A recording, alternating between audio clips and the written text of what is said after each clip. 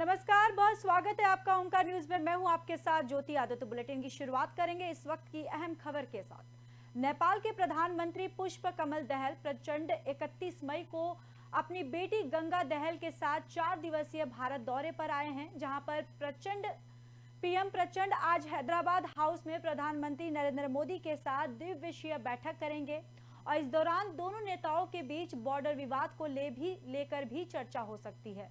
दरअसल प्रधानमंत्री के रूप में प्रचंड का ये चौथा भारतीय दौरा है और आज प्रधानमंत्री मोदी और पीएम प्रचंड भारत नेपाल सीमा पर उत्तर प्रदेश के पहले लैंड पोर्ट का वर्चुअल तरीके से उद्घाटन करेंगे। Land port authority of India द्वारा रूपडीहा लैंड पोर्ट में सलाहकार के रूप में तैनात एपी सिंह ने बुधवार को कहा कि प्रधानमंत्री सुबह 11:30 बजे नई दिल्ली से इस लैंड पोर्ट का उद्घाटन करेंगे। सिंह ने बताया कि रूपडीहा लैंड पोर्ट का निर्माण 115 एकड़ भूमि पर करीब 200 करोड़ रुपए की लागत से किया गया है। वहीं इस अवसर पर आज हैदराबाद हाउस के नेपाल के प्रधानमंत्री के सम्मान में खास लंच का भी आयोजन किया जाएगा। इसके बाद पीएम प्रचंड देश की राष्ट्रपति द्रौपदी मुर्मू और उपराष्ट्रपति जगदीप धनखड़ से मुलाकात करेंगे। वो नई दिल्ली में नेपाल भारत बिजनेस समिट को भी संबोधित करेंगे, जहां पर प्रचंड भारत में मौजूद नेपाली समुदाय के लोगों से भी मुलाकात करेंगे। और वहीं नेपाल के प्रधानमंत्री के रूप में प्रचंड का ये चौथा भारतीय दौरा है, जहां पर बुधवार को वो दोपहर करीब 3 बजे भारत पहुंचे थे। यहाँ भारत की संस्कृति राज्य मंत्री मीनाक्षी लेखी ने उनका स्वागत किया था। प्रचंड नई दिल्ली में नेपाल भारत बिजनेस समिट को भी संबोधित करेंगे और साथ ही साथ प्रचंड भारत में मौजूद नेपाली समुदाय के लोगों से भी मुलाकात करेंगे। इसके बाद 3 जून को वो एक कार्यक्रम के लिए इंदौर जाएंगे और इसके बाद नेपाली पीएम के महाकाली की नगरी उज्जैन जाने का भी संभावना जताई जा रही है। दरअसल नेपाल के पीएम इससे पहले मई में भारत आने वाले थे, लेकिन कैबिनेट विस्तार के चलते उन्होंने यात्रा टाल दी थी। और नेपाल में परंपरा है कि जो भी नेता वहां का प्रधानमंत्री बनता है वो अपने विदेशी यात्राओं की शुरुआत भारत से करता है। हालांकि 2008 में राजशाही खत्म होने के बाद जब प्रचंड पीएम बने थे तो वो सबसे पहले चीन पहुंचे थे। पिछले साल दिसंबर में पुष्प कमल दहल प्रचंड तीसरी बार नेपाल का प्रधानमंत्री बने थे और इससे पहले वो 2008 से 2009 और दूसरी बार 2016 से 2017 में प्रधानमंत्री बन चुके थे। वहीं प्रचंड को चीन का करीबी माना जाता है। उन्होंने कई बार भारत विरोधी बयान भी दिए हैं। दरअसल प्रचंड को 2009 में पीएम पद से इस्तीफा देना पड़ा था, जिसकी वजह से वो भारत को मानते हैं कि प्रचंड ने नेपाल आर्मी चीफ रुकमंगट कटवाल को पद से हटा दिया था। भारत इसके खिलाफ था। भारत के गतिरोध के बीच उन्हें इस्तीफा देना पड़ा। इसके बाद उनकी नजदीकियां चीन से बढ़ने लगी और इस्तीफे के बाद वो कई बार चीन के निजी दौरे पर गए हैं। प्रचंड ने कहा था कि भारत और नेपाल के बीच जो भी समझौते हुए हैं उन्हें खत्म कर देना चाहिए। 2016 से 17 में भी प्रचंड के हाथ में सरकार की कमान रही और इस दौरान उन्होंने कहा था कि नेपाल अब वो नहीं करेगा जो भारत कहेगा।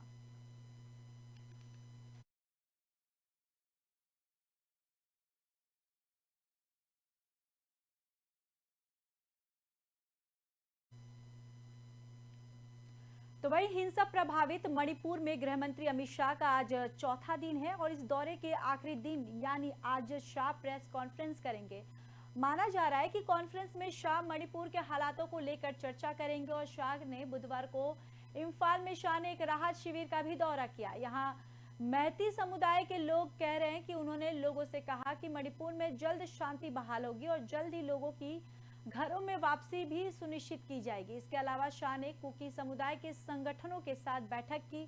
उन्होंने कहा कि शांति बहाल करने के लिए कोशिशें जारी हैं। शाह ने सुरक्षा कर्मियों के साथ भी बैठक की थी और इस दौरान उन्होंने अधिकारियों से कहा था कि मणिपुर की शांति और समृद्धि उनकी सर्वोच्च प्राथमिकता है और जल्द से जल्द यहां पर शांति बहाल करें। 29 मई को मणिपुर की राजधानी इम्फाल पहुंचे थे अमित शाह ने सबसे पहले मुख्यमंत्री एन बीरेन सिंह, मंत्रियों और अधिकारियों के साथ मीटिंग की और इस बैठक में केंद्रीय राज्य मंत्री नित्यानंद राय, केंद्रीय गृह सचिव अजय भल्ला और इंटेलिजेंस ब्यूरो के चीफ तपन डेका भी मौजूद थे। दरअसल शाह ने हिंसा में मारे गए लोगों के परिजनों को 10 लाख रुपए की सहायता राशि और परिवार के एक सदस्य को नौकरी देने की घोषणा की थी। उन्होंने राज्य में राशन और तेल जैसी जरूरी चीजों की सप्लाई को बेहतर करने के भी निर्देश दिए थे। तो मणिपुर में अमित शाह का आज चौथा दौरा है। बताते चले कि उन्होंने वहां की स्थितियों का जायजा लिया है और साथ ही साथ पीड़ित परिवारों को 10 लाख राशि के मुआवजे के ऐलान किया और साथ ही साथ परिवार के एक सदस्य को सरकारी नौकरी देने का भी ऐलान किया है।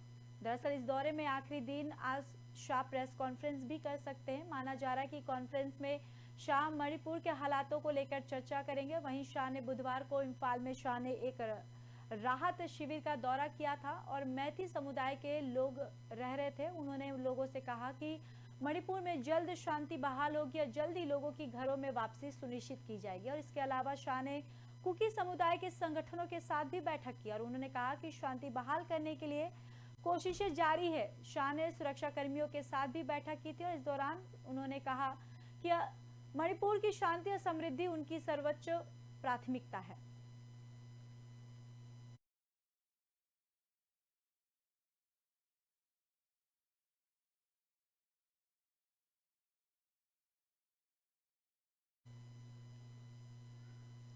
वहीं एआईएमआईएम के प्रमुख असदुद्दीन ओवैसी ने बुधवार को कहा कि वे केंद्र अध्यादेश के खिलाफ दिल्ली के मुख्यमंत्री अरविंद केजरीवाल के साथ नहीं देंगे। दरअसल दिल्ली के अधिकारियों के ट्रांसफर पोस्टिंग को लेकर केंद्र के अध्यादेश के खिलाफ केजरीवाल सभी विपक्षी दलों का समर्थन मांग रहे हैं और इसी सिलसिले में ओवैसी ने उनका साथ देने से इनकार कर दिया है। उन्होंने कहा कि कश्मीर से आर्टिकल 370 हटाए जाने के फैसले पर केजरीवाल ने बीजेपी का समर्थन क्यों किया था, अब वे क्यों रो रहे हैं। मैं केजरीवाल का समर्थन नहीं करूंगा क्योंकि वे सॉफ्ट हिंदुत्व नहीं बल्कि कट्टर हिंदुत्व को मानते हैं। ओवैसी ने यह भी कहा कि जब 5 अगस्त 2019 को आर्टिकल 370 हटाया गया था तो अरविंद केजरीवाल ने बीजेपी शासित केंद्र सरकार को अपना समर्थन दिया था। तब उन्होंने ट्वीट कर कहा था कि मैं उम्मीद करता हूं कि ये फैसला राज्य में शांति और विकास को बढ़ावा देगा। ओवैसी ने पीएम मोदी पर भी निशाना साधते हुए कहा है कि नई संसद के उद्घाटन के लिए पीएम सिर्फ एक धर्म के लोगों को संसद लेकर गए। उन्होंने कभी सभी धर्मों के लोगों को लेकर जाना चाहिए था क्योंकि वे 130 करोड़ भारतीयों के प्रधानमंत्री हैं, सिर्फ हिंदुओं के नहीं।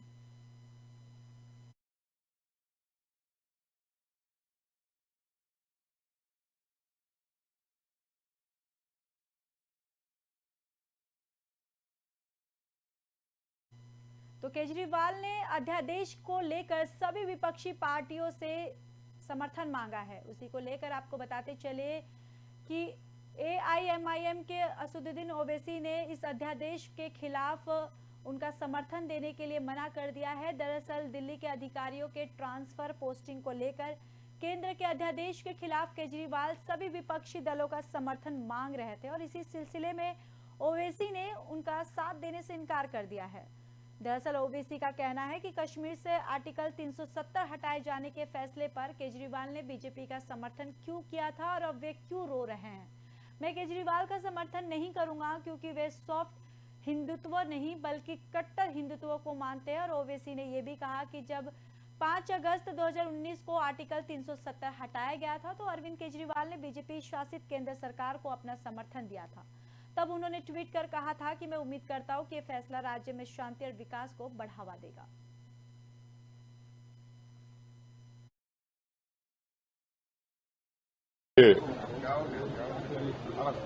स्पीकर लोकसभा के कस्टोडियन होते हैं, प्रधानमंत्री नहीं होता है। लोकसभा देश की जनता को जवाबदेह है, तो इसलिए ये बेहतर होता है कि लोकसभा के स्पीकर उसका इनॉग्रेशन करते। मगर प्रधानमंत्री को हर जगह दिखाना है कि वही सब कर रहे हैं, दूसरा कोई कर ही नहीं सकता। और 2014 से पहले तो भारत में कुछ हुआ ही नहीं, अभी हो रहा है। तो ये प्रधानमंत्री का एक तरीका है जो सिर्फ अपने आप को इंडिविजुअल प्रमोशन के लिए और यही बताना कि बस वही कर सकते, दूसरा किसी ने किया नहीं, दूसरा कर पाएगा। तो ये ठीक नहीं हुआ जो भी हुआ। हाँ, पार्लियामेंट की नई बिल्डिंग की जरूरत थी। हमने खुद 2019 के पहली ऑल पार्टी मीटिंग जो लोकसभा लाइब्रेरी में हुई थी, मैंने इस बात को उठाया था। मगर इसका हर चीज में ये बता देना कि एक ही इंडिविजुअल है और दूसरा नहीं है। ये तो पार्लियामेंट की कलेक्टिव मिनिस्टर रिस्पॉन्सिबिलिटी के भी खिलाफ है ये। आरजेडी ने वो बिल्डिंग है उसकी तुलना ताबूत से की है, तो हाँ। कफिन से तुलना की आरजेडी ने पार्लियामेंट की नई बिल्डिंग की। अब उनका क्या, उनके बारे में क्या बोले, उनका कोई स्टैंड ही नहीं है। जो पुरानी बिल्डिंग थी उसमें दिल्ली फायर सर्विस का क्लियरेंस भी नहीं था। एक जमाने में जब लेट मुलायम सिंह यादव अपने उस बिल्डिंग में अपने पार्टी के ऑफिस में बैठकर खाना खा रहे थे तो उसका एक हिस्सा गिर गया था उनके ऊपर, बड़ा कंट्रोवर्सी हुई थी। अब उसको ताबूत क्यों कह रहे हैं? वो किसी और मिसाल दे सकते थे ना, और मिसाल दो, उसमें भी आप ये एंगल लाते हैं। तो वो क्या क्या बोलते हैं, कभी सेक्युलर बोलते हैं तो कभी फिर बीजेपी से निकला हुआ नीतीश कुमार को अपना मुख्यमंत्री बना लेते हैं। तो उनका छोड़िए, उनका तो चलते रहता है। वीर सावरकर जी की जयंती भी है, प्रधानमंत्री ने संसद भवन में उनकी तस्वीर को ये भी किया, तो उसको जोड़कर इससे देखा जा रहा है। वो करेंगे ना।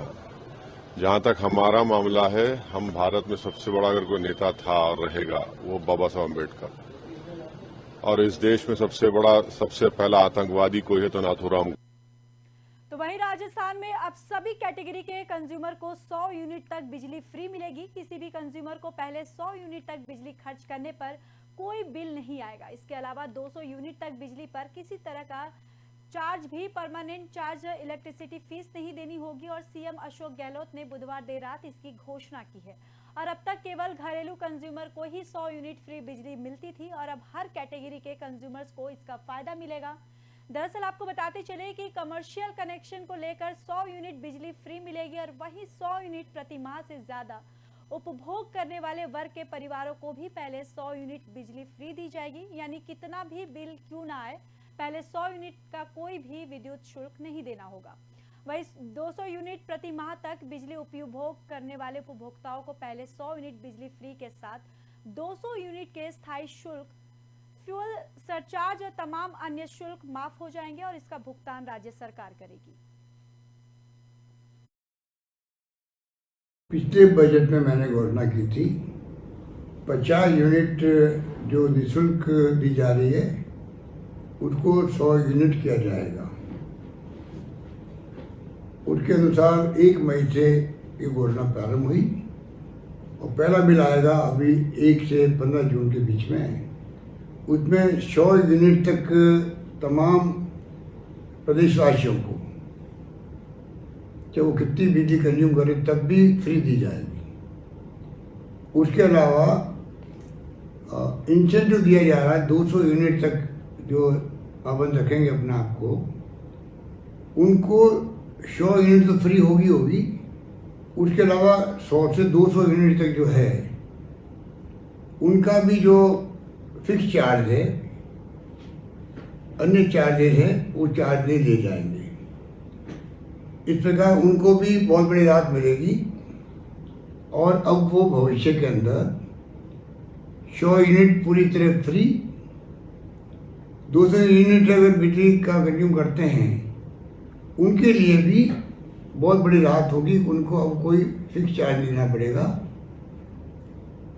फिक्स चार्ज से बहुत भारी दबाव पड़ता है परिवार पर और ये फीडबैक मुझे महंगा इलाज शिविरों में मिला और जो लोग मिलना है मुझसे उनको चिंता ये थी कि ये फिक्स चार्ज के माध्यम से जो 200 यूनिट तक भी बिजली उपभोग करते हैं उनको भी तकलीफ आएगी।